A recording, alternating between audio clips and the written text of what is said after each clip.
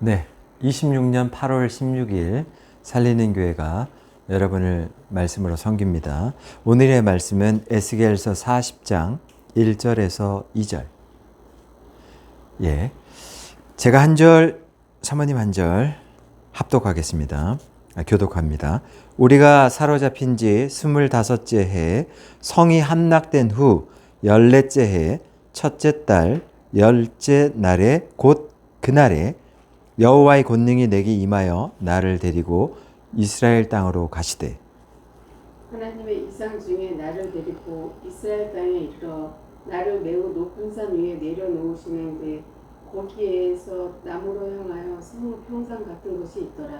아멘.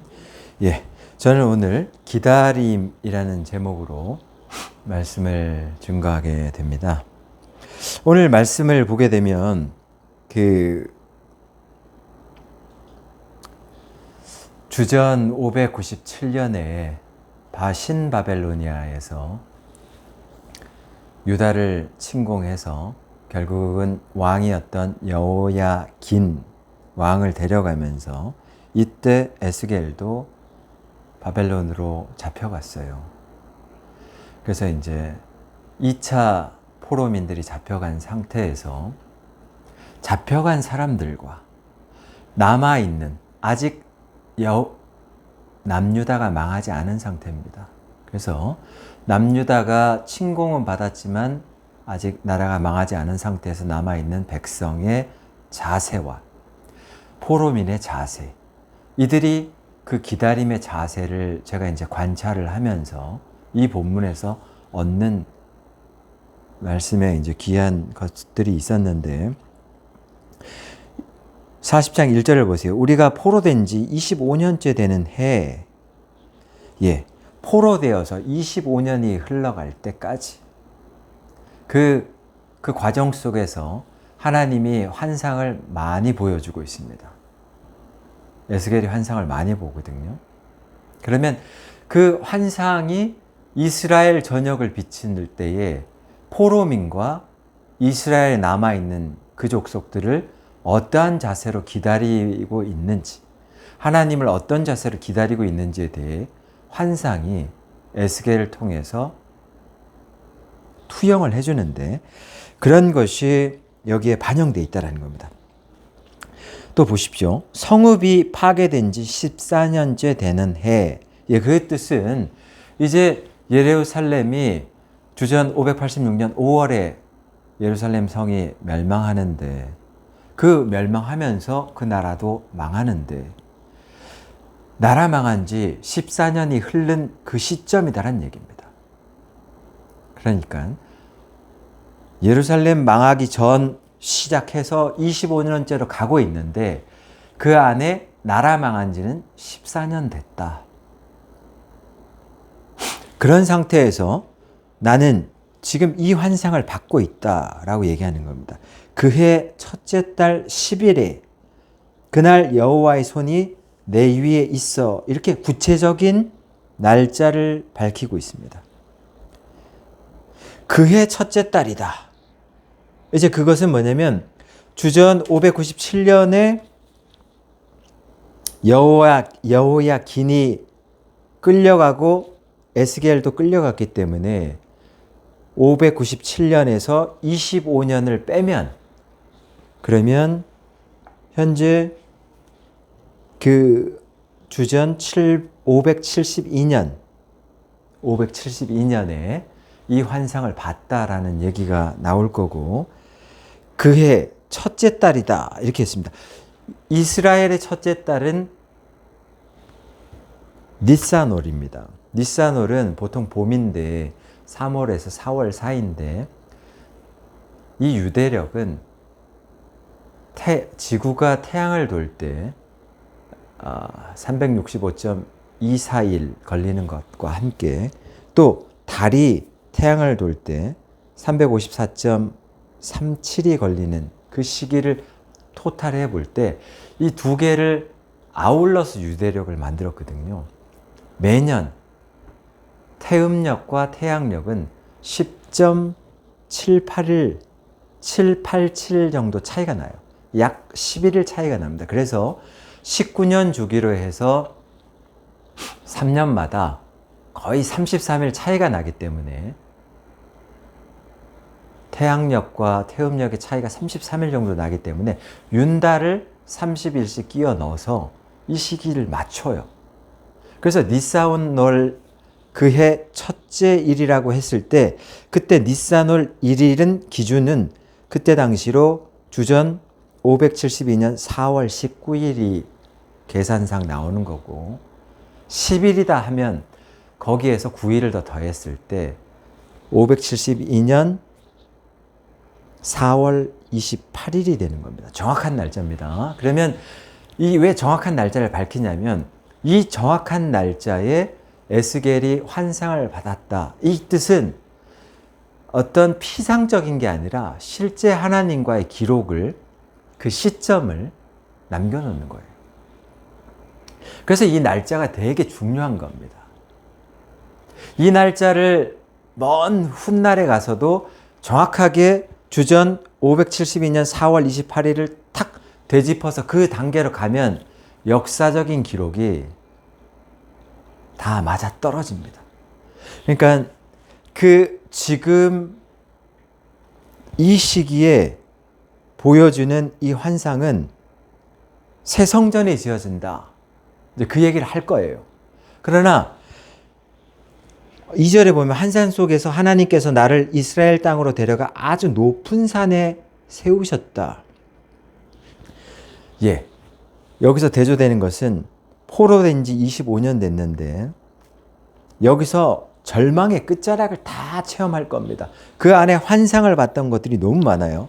그것도 제가 차례대로 쭉 얘기하면서 40장에서 봤던 환상을 마지막으로 얘기해 드릴 겁니다. 그리고 그 의미가 뭐고 기다리는 자세는 어떠해야 하는지에 대해서도 말씀드리게 될 겁니다.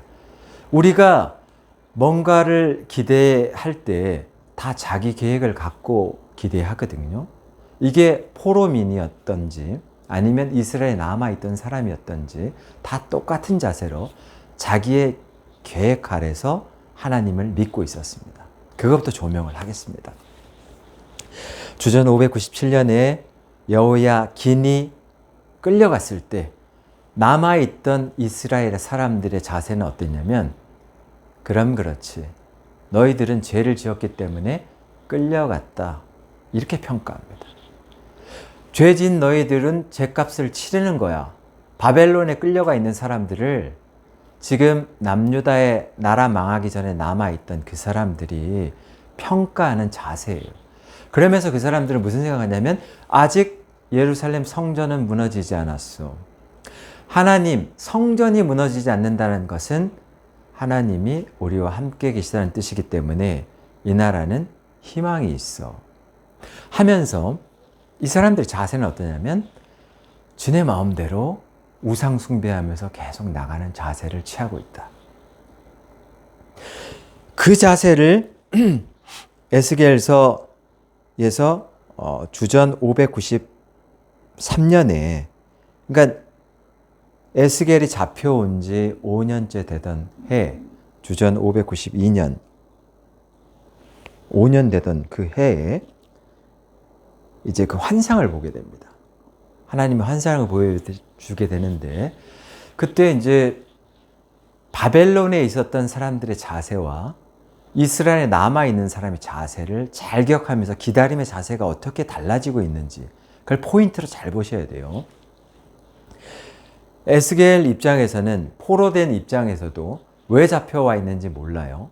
정체성이 혼미합니다. 그저 하나님의 바벨론 신에게 졌다라고만 생각하고 그냥 하나님이 없다 생각하는 이 혼미한 상태에서 무기력하게 포로 생활을 하고 있었는데 하나님이 5년 만에 에스겔에 나타난 겁니다. 그발 강가에서 또 정확한 날짜를 대면서 그때 또 나타납니다. 그래서 정확한 날짜가 중요해요. 정확한 날짜를 대면서 나온다는 것은 하나님이 실제 그 시기에 역사했다라는 것을 증빙하는 시점이에요. 그래서 그때 첫 번째로 5년에서 나왔을 때 바벨론 사람들에게 어떤 희망을 줬냐면 하나님이 너희와 잠깐이지만 이 포로 생활하는 바벨론 포로들과 같이 거처해 줄게. 잠깐이지만. 그런 환상을 보여줬어요. 첫째 환상에서. 이 사람들은 그때 바벨론에 잡혀와 있던 이 사람들은 아직 고국이 망하지 않았기 때문에 언젠가는 고국으로 돌아가야 돼. 자기 계획을 갖고 하나님께 요청하고 있는 상태입니다. 막 하나님 원망도 하지만 그래도 하나님이 바벨론을 꺾고 우리를 돌려보낼 것이다라는 희망을 갖고 자기 계획이죠. 자기 계획을 갖고 생활을 하고 있는 겁니다. 근데 그때 하나님은 예레미야를 통해서 말했어요. 70년 포로 생활한다. 거기서 가정을 이루고 밭을 일구고 거기서 자손을 낳고 거기서 살아내야 돼. 근데 거짓 선지자 하냐냐는 2년 안에 하나님이 바벨론 꺾고 니네 다 돌아와.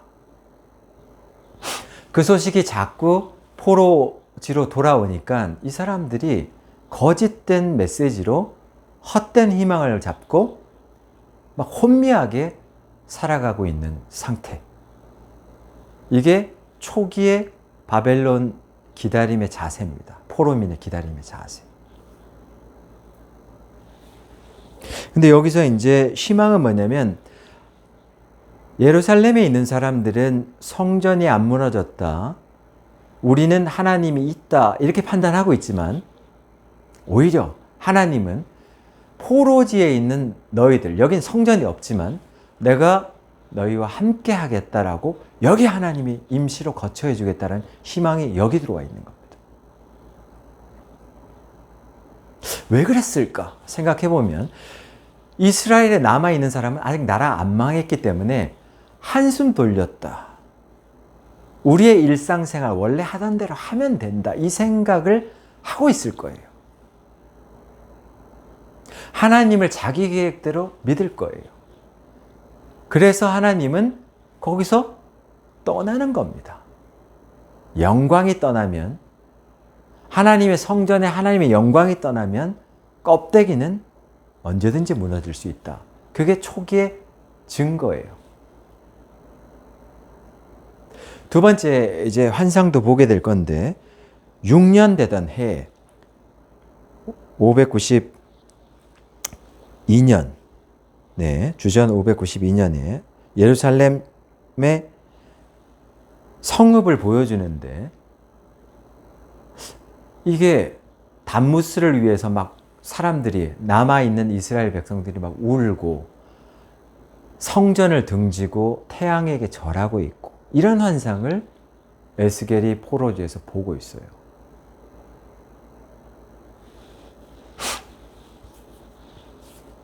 그 하나님은 이 포로지에 있는 사람들에게는 잠깐이라도 너희들에게는 내가 거처가 되겠지만 그러나 여전히 심판의 그 기한을 너희들도 채워야 된다라는 것이 동시에 진행되고 있어. 포로지에도. 그런데 이스라엘에 있는 사람들에게는 하나님이 에스겔을 통해서 보여주는 건 뭐냐면 저쪽은 더 심하게 심판당해. 지금 이제 그 얘기를 하는 겁니다. 그러면 왜? 그래서 아까도 말했죠. 남의 나라에 끌려와서 포로 생활을 하고 있지 않다 보니까 자기네는 아직 한숨 돌렸다 생각하고 거기서 자기 하고 싶은 대로 그냥 다 하면서 아직 껍데기인 하나님의 영광은 떠나 있는 그 성전만 부여잡고 하나님이 우리와 함께 하고 있다 이렇게 착각하고 있는 이 자세. 이 자세에서 자기네는 할 죄들을 다 짓고 있는 이 자세입니다. 이런 자세로 기다림을 계속 병행하면 하나님이 노하게 됩니다. 이렇게 시간이 계속 흘러가고 있는 거예요. 이러면서 포로된 지 25년 차로 이제 시간이 점점 흘러갈 거예요. 이렇게 진행되고 있어요. 아직도 이 환상에 봤을 때는 나라가 안 망한 상태. 그런 상태로 주전 592년이니까. 그러다가 이제 다시 환상을 보게 되는데 주전 588년에서 586년에 예루살렘 성전이 함락된다. 이걸 이제 봤어요. 여지없어요. 주전 586년 5월에 예루살렘 성전이 파괴가 되는 겁니다. 그러니까 그 이스라엘에 남아 있었던 백성들 입장에서는 성전이 파괴되는 쇼킹한 상태를 이제 그때 완전 맞이하게 된 거고, 이쪽에서는 에스겔이 백성을 향해서 이제 계속 이 말씀을 선포해 주는 거예요. 하나님이 우리와 비록 포로지만 우리는 고국이 아닌 자유가 없는 포로 생활지에 있지만 하나님이 우리와 잠깐이라도 함께 해준다라고 한다. 희망이 있다. 이걸 선포했고, 그러나 믿을지 안 믿을지는 모르겠어요. 그러나 희망적인 메시지는 실제 하나님은 너희와 함께한다. 포로지에서. 이거는 팩트예요. 그러면 이게 증거가 될 때 이 포로지에는 희망이 이제 점점 같이 진행될 것이고, 이스라엘에 있었던 남아있는 사람들, 오히려 자유를 느끼면서 한숨 돌렸다 했던 사람들은 진짜 하나님의 영광이 떠나고 어마무시한 충격을 받는 이제 그런 상태로 치닫고 있는 겁니다. 그래서 환경을 바라볼 때 지금의 약간의 평안하고 지금 되어져 가는 방향성이 이게 진짜 하나님과 정말 진실되게 하나님의 뜻대로 가는 방향성인지, 아니면 내가 내 계획을 잡고 하나님을 부르짖으면서 내 계획에 하나님 맞춰주세요라는 계획으로 가는 삶인지를, 이게 기다림의 자세, 이게 굉장히 중요한 거예요. 그래서 주전 586년 5월 달에 예루살렘 성전이 파괴됐을 때, 그때 포로지에 있던 사람들도 충격, 그 다음에 이스라엘 사람들도 충격. 근데 이제 이 충격이 얼마나 심했냐면, 멸망시키고 난 다음에 바벨론에서 그달랴라는 총독을, 그 행정 수도를 예루살렘이 파괴됐기 때문에 미스바라는 데로 옮기고, 북쪽에 있는 도시 미스바라는 쪽으로 옮겨서 총독이 여기를 치리한다 했더니, 막 에돔, 뭐 암몬 이런 데 흩어져 있었던 사람들이 이제는 강대국인 식민지가 됐기 때문에 감히 누가 건들겠어. 그러고는 이제 모여드는 상태, 이스라엘은. 근데 이제 그렇게 모여드는 상태로 들어갈 때까지 보면 뭔가 이렇게 좋아지는 것 같아요. 그런데도 여전히 자기 계획으로 하나님 뜻을, 그러니까 하나님한테 하나님 뜻이 뭐고 내 죄를 반성하는 이런 입장이 아니고, 여전히 자기 생활만 영위하려고 하는 쪽에서 하나님은 내 생활 쪽에 맞춰요 제발, 이런 거를 꺾지 않고 있는 이스라엘 백성 앞에 어떤 충격이 오냐면, 그달랴를 암살되는 사고가 터집니다. 그러니까 그달랴가 암살되니까 바벨론에서 보복하겠다라는 그런 기조가 이제 일어날 거 아닙니까? 그래서 이스라엘에 있는 남은 백성들이, 나라 망한 것도 남은 지자체가 겨우 존속하고 있었는데 그 지자체가 공포에 떨고 다 애굽으로 도망쳐요. 결국 뭐냐? 자체적으로 무너지는 겁니다.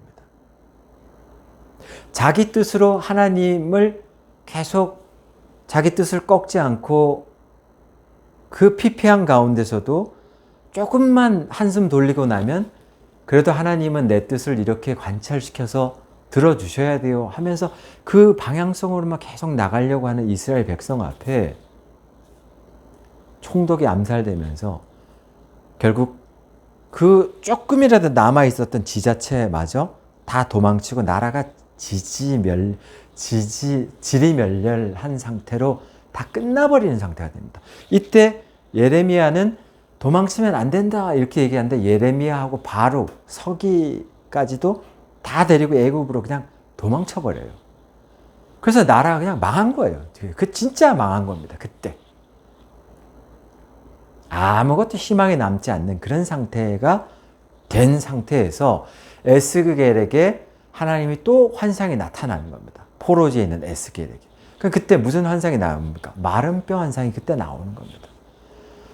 나라 다 망해서 이제 정말 나라 망하고 14년째 되는 해까지는 아직 안 갔어. 그런데 그 안에 마른 뼈 환상을 보여주는데 포로지도 이제 나라 망했다고 다 소망 끝났다 생각하고 있지.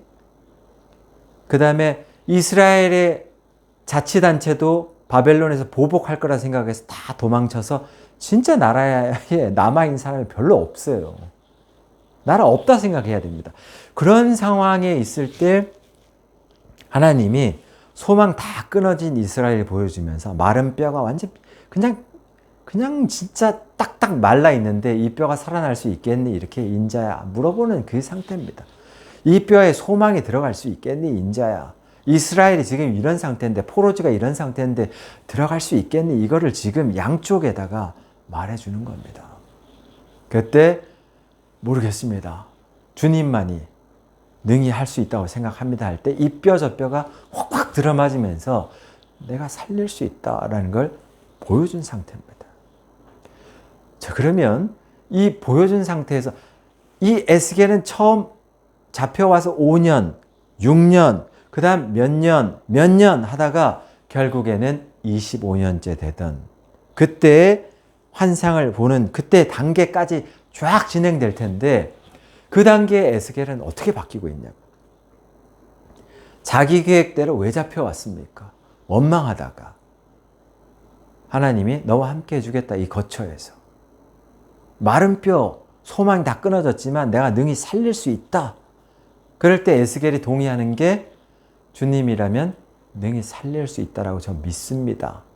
그리고 그거를 완전 아무것도 못 믿고 있는 사람들에게 믿어라 선포하는 단계로 바뀌고 있는 상태, 포로지가. 근데 남아있던 이스라엘의 여기는 전멸. 왜 전멸? 아까도 말했지만 바벨론이 보복할 거야. 그래서 두려워서 그냥 다 도망친 상태. 그러면 기다림의 자세를 계속 보란 말입니다. 그래서 에스겔서 40장 1, 2절에 왔을 때 보여주는 이 환상은 2절에 보세요. 환상 속에서 하나님께서 나를 이스라엘 땅으로 데려가 아주 높은 산에 세우셨대요. 근데 이 높은 산에서 보는 바가 뭐냐면 40장에서는 성전을 관측한다. 새로운 성전이 생긴다. 이것만 보여주지만 아주 높은 산이라고 그랬어요. 그냥 높은 산이 아니라 아주 높은 산. 왜 아주 높은 산을 했냐면 여기서 에스겔서 48장까지로 이 아주 높은 산에서 봤던 거를 확대를 하게 되면 이스라엘의 경계까지 보입니다. 이스라엘의 경계까지 보고 있어요. 에스겔이. 그럼 이스라엘의 경계에 뭐 보느냐? 12지파의 땅 분배가 처음 시작됐을 때 훼손됐던 그 땅이 다시 회복돼서 땅을 분배하는 과정까지를 아주 높은 산에서 봐. 이스라엘 전역을 볼 수 있으려면 아주 높아야 돼. 예루살렘 성전 그 시온산에서 보는 것보다 더 높아야 돼. 아주 높은 곳에서 다 내려다 보듯이 그냥 전체적인 구조를 쫙 보게 해줍니다.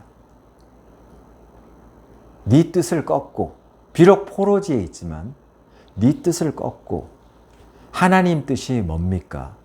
하나님의 타이밍은 언제입니까? 지금 포로지에선 어려움이 계속해서 나 앞으로 오고 있지만 하나님은 계속 환상을 보여줘. 그런데 우리가 나라 망한 지 14년 됐을 때는 다 끊어졌다 생각하고 그냥 내 의지를 다 내려놨을 때였어. 그때가. 그냥 더 이상 소망도 없고 뭐 의지를 갖고도 개혁할 수 있는 탈출구가 아무것도 없다 생각해서 다 내려놨더니 드디어 하나님이 계획하심이 증거되는데 그게 2절에서 아주 높은 산에 데려가서 새로운 성전을 보여주고 그 다음에 새로운 성읍들을 보여주고 황폐됐던 성읍들이 되살아나는 걸 보여주고 그리고 그 성전에서 하나님 영광이 임재하는 걸 보여주고, 하나님 영광이 임재하니까 거기서 말씀이 선포되면서 생명수가 쫙 전역으로 흘러나가면서 그 메말랐던 모든 곳을 생명수로 쫙 하면서 쩍쩍 갈라져 있던 땅들을 덮는 과정을 보여주고, 그 아주 높은 산에서 에스겔 48장까지 계속 진행한다면 이런 과정을 계속 환상으로 보여주는 겁니다. 그래서 새로운 삶이 펼쳐질 것이다 라는 것을 이제 계속 보여주는데, 결론을 맺는다라면 뭐냐면, 어려울 때, 에스겔도 어려웠어요. 어려울 때 계속 고국으로 돌아갈 수 있지 않을까?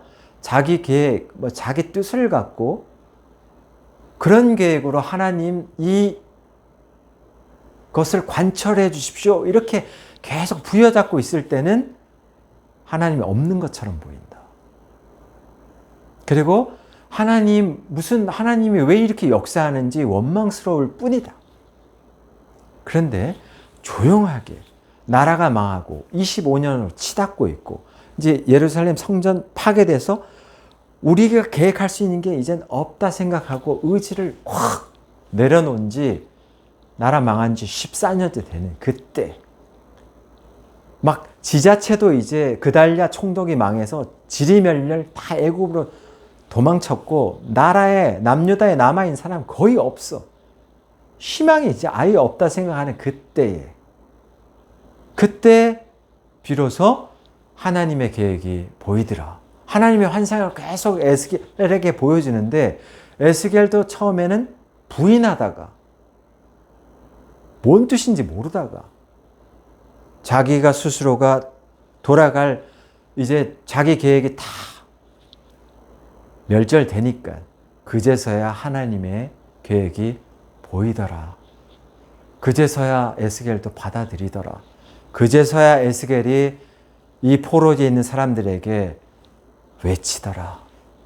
그랬더니 하나님이 이제는 정말로 이 모든 성읍, 새로운 성읍을 보여주고, 옛날의 환상들은 다 심판하고 막 이런 거였는데 이 환상이 이제는 바뀌더라. 희망만 주는 단계가 아니라 새롭게 건설하는 단계로 바뀌고 있더라. 성전을 보여주더니 그 성전에서 하나님 영광이 임재하고 그 영광이 막 말씀을 통해서 흘러나갈 때 다 살아나는 환상을 보고, 이스라엘의 옛 경계가 회복되고 땅 처음 분배받았듯이 막 기쁨이 넘쳐나는 단계로 넘실넘실 가는 것을 다 보여주더니 결국은 새 성읍이 완벽하게 완성되는 것을 보여주더라.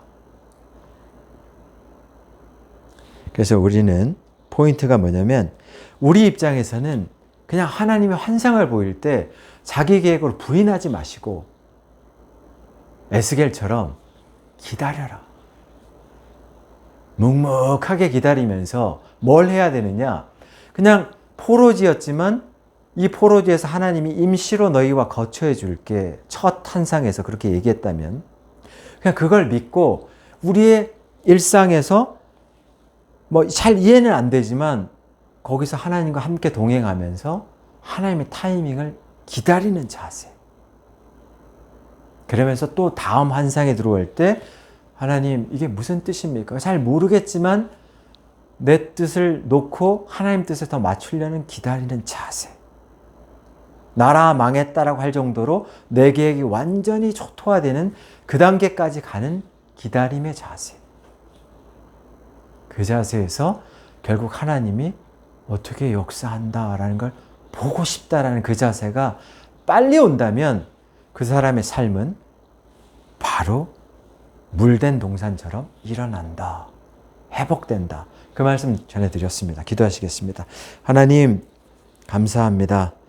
우리의 계획을 어렵지만 내려놓고, 이해 안 되지만 내려놓고, 하나님 뜻이 뭔지를, 그 뜻이 뭔지를 파악하려고 하는 자세에서 삶을 놓지 않고 꾸준하게 하나님과 동행하려고 하는 그 자세를 병행할 때 결국에는 하나님의 기다림에 결실을 맺는 그런 상태를 보게 될 것입니다.